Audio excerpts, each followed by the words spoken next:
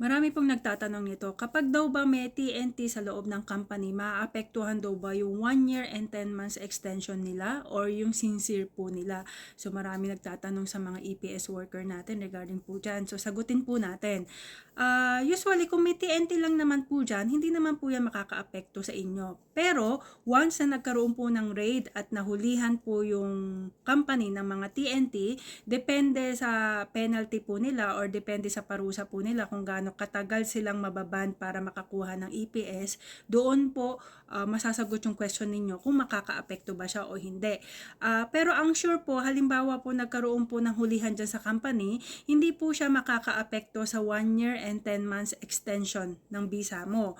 Pero nakakaapekto po siya pagdating po sa sincere. Halimbawa na sincere ka na, nakauwi ka na ng Pilipinas at ngayon pabalik ka na ng South Korea. Kaya lang habang nasa Pilipinas ka, nagkaroon ng hulihan sa loob ng company, yan po makakaapekto po yan sa pagbalik mo dito sa South Korea as sincere. Halimbawa po na nagkaroon po ng hulihan, nagkaroon ng hulihan sa company, may nakuhang or may nahuling mga TNT at nag-cause po yon sa ban ng company para sa immigration. Ibig sabihin po nun, within sa ban period niya, hindi siya maaaring kumuha ng mga EPS workers. So kasama na po dyan yung mga sincere na naghihintay sa Pilipinas.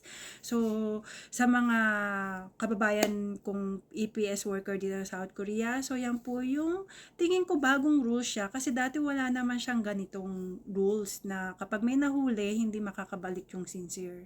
So sana aware po tayo dyan. Annyeong!